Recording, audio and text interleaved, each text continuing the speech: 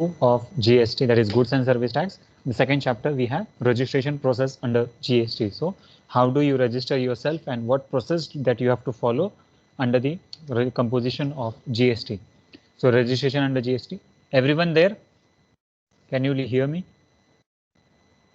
Yes, sir. Yes, sir. Okay.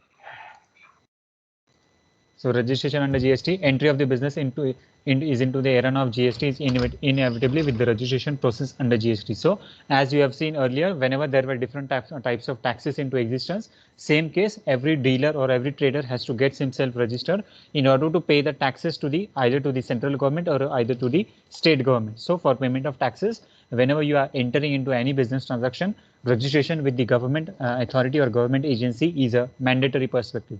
Same case in the situation or the consideration of GST also, you have to get yourself registered and accordingly you have to get yourself as a licensed dealer or a licensed supplier.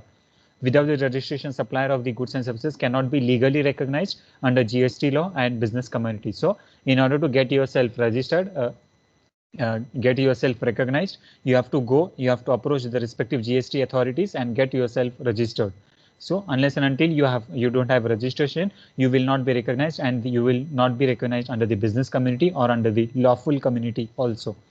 It is going to be the first face-to-face of the professional with the GST. So after the scenario of 2016 or 17, in the earlier scenario, what was this consideration of the situation? You can apply online also, and for several participants or several amount of taxes, you used to pay different amount of taxes. But in case of GST, several amount of taxes have been subsumed, and accordingly, you have to register only once, and all the taxes can be paid simultaneously. So one platform, one single platform for payment of all amount of taxes, and in this case of the scenario, GST is of a very much advantage. Now, what are the various legal provisions governing under registrations under the GST? So we have already covered section 1 to section 8, in which the different composition that you have already studied, the definitions, meaning, alterations, applicability, what is CGST, SGST, IGST, forms under the purview of section 1 to section 8. Now, section 9 onwards, the consideration has been provided with respect to the legal provisions under the registration process. So section 9 under the CGST Act 2017, wherein section 22 to section 30 in chapter schedule 6 of chapter 7 6 plus section 139 has been provided. 19 rules under the GST registration rules of 2017. So under 19 rules you have to provide and register accordingly. Registration forms, there are specifically, as I've already quoted, that is 30 registration forms have been provided, and you have to get yourself registered from either from any of the one of the following, that is registration number 1 to registration number 30. Related definitions have been provided under section 2 or schedule 2 and at various other different places. Now registration process. So actual process of the registration is applicable from section 22 onwards. First, section 22 specifically provides about who is a particular person who is liable to register, and section 23 specifically provides about a particular person who is not liable to register. Section 24 deals with the consideration of the compulsory registration, that is irrespective of the threshold limits. You have all the things in detailed further. So I'm just giving you a brief reading perspectives. Section 25 deals with the consideration of the procedure for registration. Section 26, a deemed registration, where a particular person can be called as a register or a deemed register. Section 27 deals with the consideration of the casual and non-resident taxable person. Section 28 deals with the amendments in the various act or amendment in the policy of registration, that is at any place or point of time, if you want to amend the respective authorities or the consideration, then how do you amend those things? And lastly, section 29 with respect to the cancellation. Just a minute, I have a call.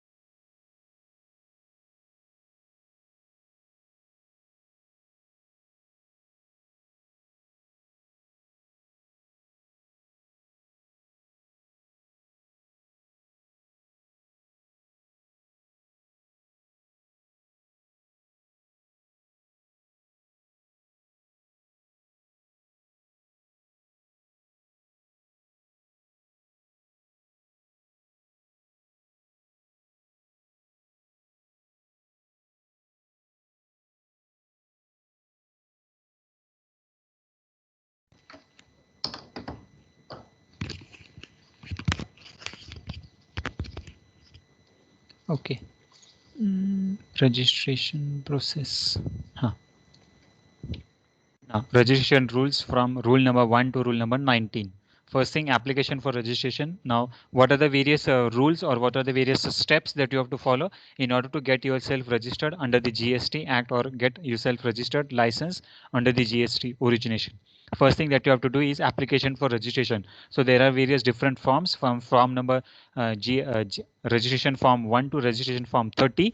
Accordingly, you have to identify which type of your business is, and based on the applicability of that particular form, you have to apply in the first step or in the first rule. So first thing is the application for the registration. Second is the verification of the application. So whenever you submit those particular application, it gets verified, and accordingly the scrutiny of the application is been done. Whether now at this particular stage your bank details, your account details, your PAN number, each and everything, your state, your date of registration, your board of directors, your minutes of meeting, and so on. Whatever the document that you are attaching, it completely gets verified, and the authority check is been done. Next thing you have at this step number 3 is issue of the registration certificate. So under the third step, the registration office provides you a certificate, and accordingly you get yourself a certain registration number. Step number 4, separate registration for multiple business verticals within a state. So if you are a particular trader and you have different types of business verticals. Now, what are the business verticals? For example, Sinhagad Institute. Now, Sinhagad Institute is a particular organization, and if they want to register their business, and we have different, now this particular business organization may not have only single GST registration number. Our different verticals are, for example, we have engineering college, we have management college, we have architecture college, we have pharmacy college, we have dental college, we have medical college, and so on. So these are the business verticals. So in this way, the company can have different business verticals. For example, Reliance Industries. Industries is into iron ore, petrol, chemical, communication, technology, IT services, goods and services, retail market, and so on. So in this way, these are the various different verticals within a state. So you have to apply for different verticals, different individual registration process has to be followed, and accordingly different registration numbers has to be obtained.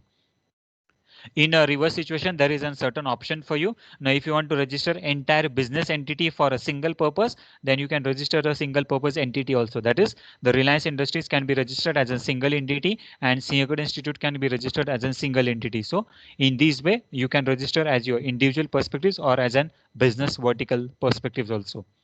Grant of registration to persons required to be deduct tax at source or to collect tax at source.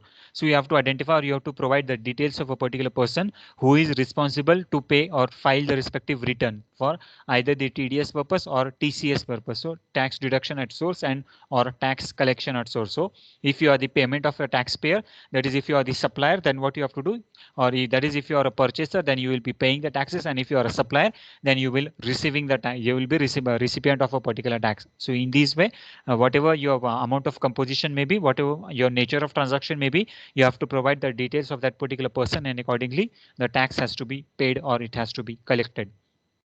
Grant of registration to non-resident taxable person. So if a particular person is a non-resident, then the registration certificate can be granted to that particular person also. So whether you are located in Maharashtra or not Maharashtra, whether you're located in India or not India, but if your business location is in this particular state, then accordingly the registration number can be provided for you. Grant of registration of an OIDAR supplies, that is online information database access and retrieval. So for the online information purpose, you get a separate registration format. You have to apply for this particular same, and accordingly you can get a separate registration certificate or a separate number for an OIDAR purpose also. Extension in the period of operation by the casual taxable person. So if you want a certain extension for a certain casual taxable person, then you can apply accordingly to the respective GST authorities, and you can get an extension period for the CTP, that is casual taxable person also.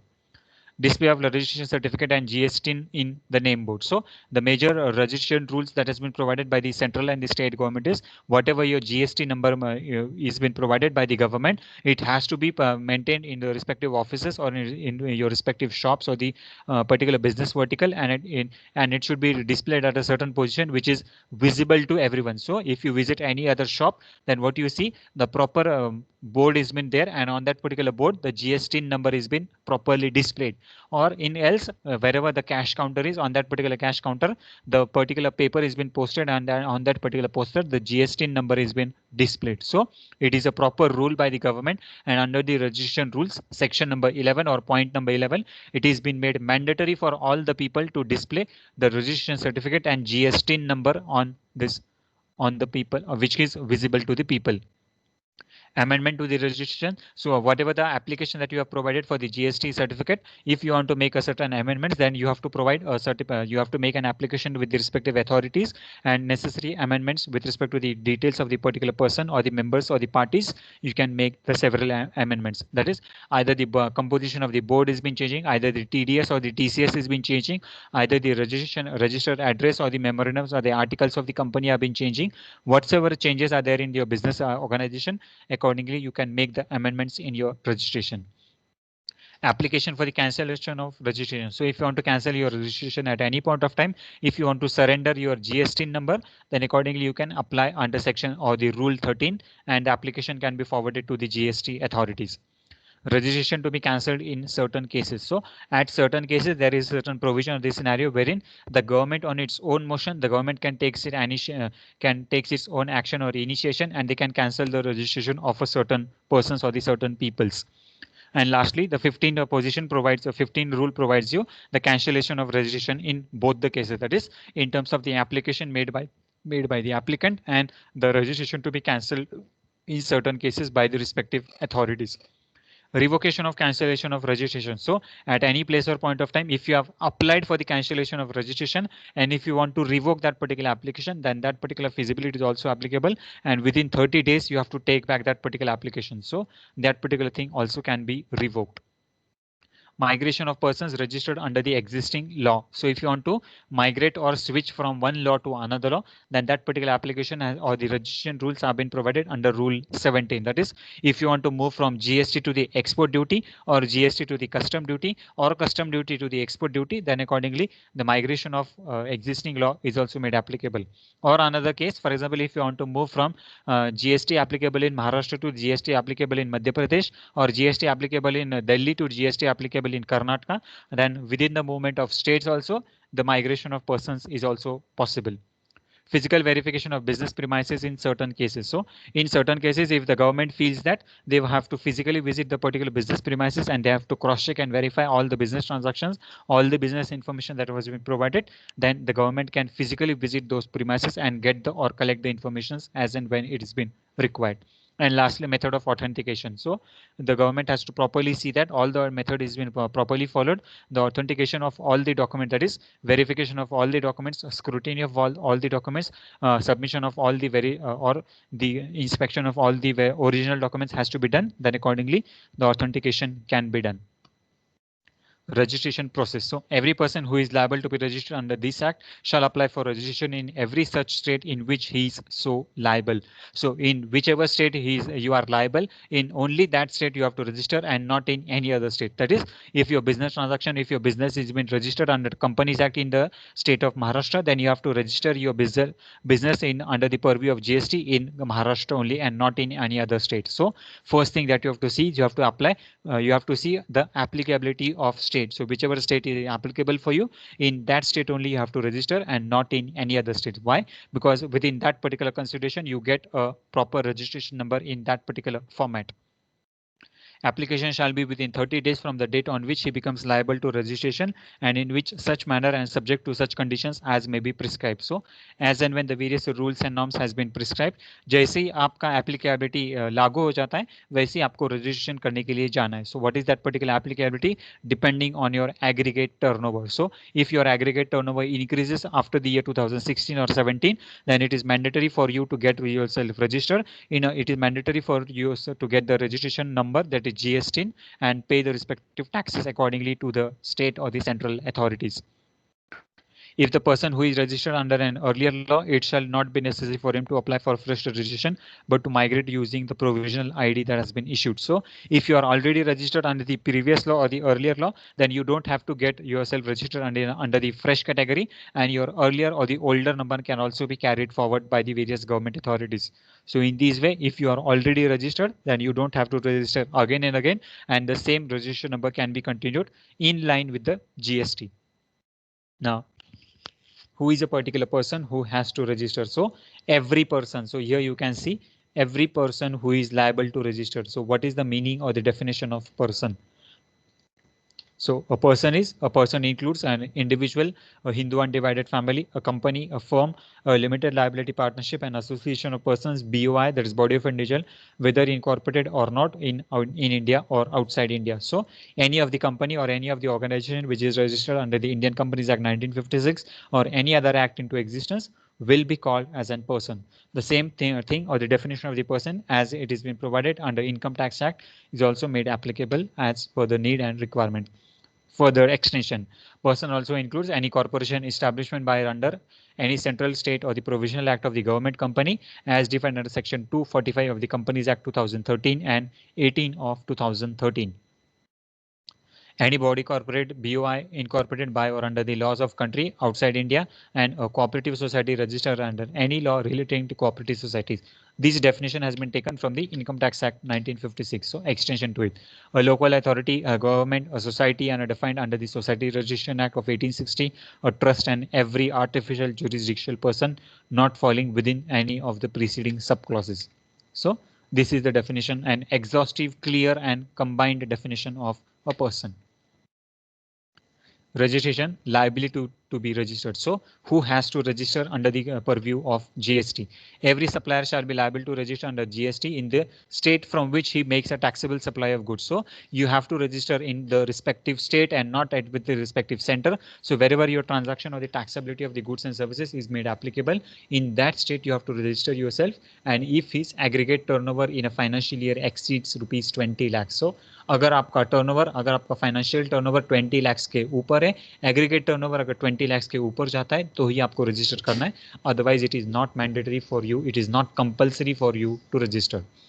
Every supplier shall be liable to register under this act in the state from where he makes a taxable supply of goods and services if his aggregate turnover is exceeds of rupees 10 lakhs. So every supplier shall be liable to register under this act in the state from where he makes a taxable supply. So if his aggregate turnover is in a financial year is exceeding 10 lakhs, this threshold of 4 lakhs will apply only when if the taxable person conducts a business of the northeastern states including the Sikkim. Now there is a proper division between the states also. So for a certain rest of the India state, the applicability is 20 lakhs, and if you are belonging to a northeastern state including the Sikkim area, then it is applicability is 10 lakhs of rupees. Now, what does the aggregate turnover include? The aggregate turnover includes all the taxable supplies, exempted supplies, and the export of goods and services. So in this way, this is the major consideration about how the various taxability of the turnover is into applicable. Aggregate turnover shall be computed on all India basis, that is pan India basis. So your all India turnover, that is all India sales, all India taxable supplies, exempted supplies and import or the export of the goods and services must be at the valuation of 20 lakhs. The government is revising this particular amount or this particular limitation, and accordingly it has been revised as either 20 lakhs, 30 lakhs, 25 lakhs, 50 lakhs, or 2 crore and so on.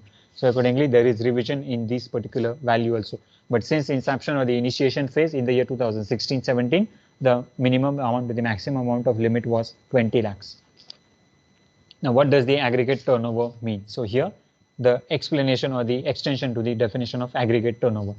So aggregate turnover means the aggregate value of all the things. So what are all the things? First thing, taxable, non-taxable supplies, exempted supplies, export of the goods and the services to be computed on all India basis. And so additionally, what is applicable? It excludes taxes if are charged under the CGST, SGST and the IGST Act. So explanation to the additional, that is aggregate turnover does not include value of the supplies on which tax is paid under the reverse charge or value of the inward supplies. So if you are paying any tax on the inward inward component of the goods and services, then on this particular sale or on this particular receipt of the goods and services, it will not be called as an aggregate turnover. So unless and until the goods have been transferred from one person to another person, it has been moving from one place to another place, it has been supplied to another person, then that particular thing will be called as a turnover. And if you are a recipient of the goods, then that particular thing is not called as a turnover. Now, registration meaning of exemption. So the persons who are regarded as a taxable persons or who are not regarded as a taxable person under the GST are, first thing is the agriculturist, an employee providing services to his employer, and person dealing with the goods and services that are not liable to under tax, that is alcohol for human consumption, petrol, diesel, and so on, that is petroleum products. So first thing, an agriculturist. So India being an agrarian economy, the income tax is also exempted income from the taxability. In the same way or in the same fashion, agriculture income or agriculture person is also not under the purview of GST. Second thing, all the employees of a particular employer. So anyone who is employed with a particular employer or a particular organization or a particular company, his services or his job or duty or his activity or the earnings are also out of the purview of GST. And lastly, person dealing with the goods and services that are not liable to tax. So any of the goods or services which has been provided by the provided as an exemption by the GST Council, those types of people or those types of commodities or goods and services are also not required to be registered. Provided that the supplier shall not be liable to register if his aggregate turnover consists of only goods and services which are not liable to tax. So if your liability is also below 20 lakhs, then also you don't have to register and you are exempted from registration. Every person who on the day of immediately preceding the implementation day is registered or holds a license under the earlier law shall be liable to be registered under this act with an effect from the implementation day. So whensoever, जब कभी आपका registration liability आपको कब आ जाएगी, जब आपका aggregate turnover increase हो जाएगा. So at any place at any point of time, if your aggregate turnover exceeds rupees 20 lakhs, immediately your liability starts and you have to get yourself registered with the GST authorities. Unless and until your turnover is not exceeding 20 lakhs, you are exempted, you are free from this particular consideration. But as soon as your day is arrived wherein your transaction value, your total turnover value increase or exceeds rupees 20 lakhs, you have to get yourself registered and you become liable to pay the tax under this act. The following categories of the person shall be required to be registered under this act. So who is required or who is eligible to be get themselves registered? First thing, person making any interstate taxable supply. So if any person is making an interstate taxable supply irrespective of the threshold limit. So अगर आपका कोई भी 2 states में transaction चल रहा है, भले आपकी limit 20 lakhs हो या ना हो, आपको GST में registration करना है. So any person who is doing or conducting an activity of interstate supply. So interstate supply अगर आप कर रहे हो और भले आपका threshold limit 20 lakhs है या नहीं है, फिर भी आपको registration करना ही है. Casual taxable person irrespective of the threshold specified. So casual taxable person यानी कोई भी एक पर्टिकुलर पर्सन है जिसकी टैक्सेबिलिटी आपको पता है, लेकिन भले उसकी लिमिट थ्रेशोल्ड के बाहर हो या नहीं हो, फिर भी आपको रजिस्ट्रेशन करना ही है. Persons who are required to pay taxes under reverse charge, that is irrespective of the threshold. Reverse charge in the sense, if there is a surcharge or if there is a tax, not surcharge, if there is a tax on chargeability, that is tax on tax, that is subsumed taxes are into existence, and any of the prevailing law which was earlier made applicable and you already have a registration number with the earlier law, you have to pay the tax whether your threshold limit is applicable or not applicable. The following categories of the person shall be required to be registered under this. So any further categories. So non-resident taxable person irrespective of the threshold limit. So NRI people or a non-resident person who is a non-resident of an India, if he is conducting the business activities in Indian origin or Indian economy, he also has to get himself registered with the GST portal or the GST authorities. Persons who are required to deduct their taxes. So any of the person who is deducting the taxes, that is TDS or TCS, that is tax deduction at source or tax collection at source, they also has to get themselves registered with the GST authorities. Person who supply goods and services on behalf of the other registered taxable person, whether an agent or an otherwise. So if any of the person who is either a principal or who is an agent, they also has to get themselves registered with the GST authorities. The following categories of the person shall be required to register, that is input service distributor. So any of the person who is a distributor who is providing or who is a recipient of the distributorship or the services or part of an services, then also he has to get themselves registered. Person who supply goods and services other than the branded services through electronic commerce operator irrespective of the threshold. So कोई भी एक particular person है who is providing any of the services of the branded commodities, branded goods, branded services through the electronic commerce operator, that is e-commerce operator, that is online or electronic platform, they also has to get themselves registered. Every electronic commerce or commerce operator, irrespective of the threshold. So whether you are operating through electronic mode or whether you are not operating through electronic mode, still you have to get yourself registered. An aggregate who supplies service under his brand name or his trade name, irrespective of the threshold limit. So aggregator is a particular person jiska aggregate amount or total amount is also exceeding his brand name. So whether your brand name is either applicable or not applicable, but if your aggregate turnover is above 20 lakhs, then also still you have to get yourself registered. Any person who is notified by the central government or the state government on the recommendations of the GST Council. So if any recommendation has been provided by the GST Council, then also you have to get yourself registered. Multiple registration under GST, a person having multiple business or verticals may in any state may obtain a separate registration for each business vertical.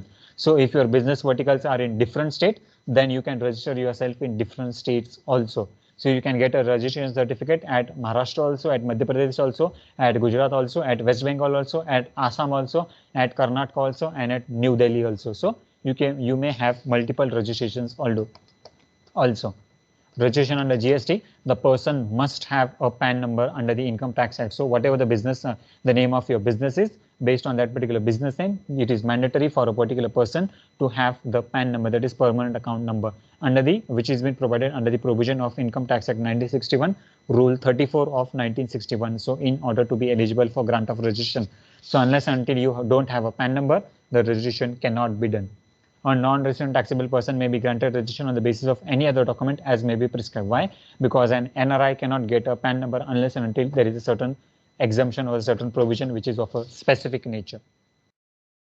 Composition scheme. So composition is an aggregate or overall business composition. So small taxpayers with an aggregate turnover up to ₹100 lakhs in a previous financial year shall be liable for the composition levy, and under this scheme a taxpayer shall be pay tax as a percentage of his turnover under the year during which the benefit of ITC, that is input tax credit, is made applicable. Now what is a composition scheme? Now if you don't want to pay a certain amount of taxes on 4%, 8%, 12%, 18%, 28%, then what happens? If your aggregate turnover is of ₹100 lakhs, then you can pay a certain tax at a rate of a certain specific percentage. Now this particular percentage can be provided by the CGST or SGST, and the rate is either 2% for manufacturer and 1% for the other people, and for services at the rate of restaurants is at 5%. So these particular rates have been provided by the central government, that is on the recommendation of the GST Council, and accordingly the tax in a lump sum basis or a wholesome basis can also be collected. A taxpayer opting for composition levy shall not collect any tax from its customers. So what the composition levy specifically says that if you are paying a composite tax to the government, then you don't have an authority to charge the tax to the customer. So you cannot collect the taxes from the respective customers. You directly pay the taxes to the central or the state government, and accordingly no taxes are allowed to be collected. Eligible taxpayers shall have the option of paying the tax with the ITC benefits for moving from composition to the regular. So if you want to move from the composition to the regular registration, then that particular option is also available. And if you want to move from regular to the composition scheme, then this particular option is also available with you for the registration as a major perspective. And lastly, not to issue tax invoice, but still can provide the bill of supply. So if you have a bill of supply, then accordingly there is no requirement of the taxability, and accordingly the tax invoice is also not required. That's all for today's session. We'll conclude. It's 3:16.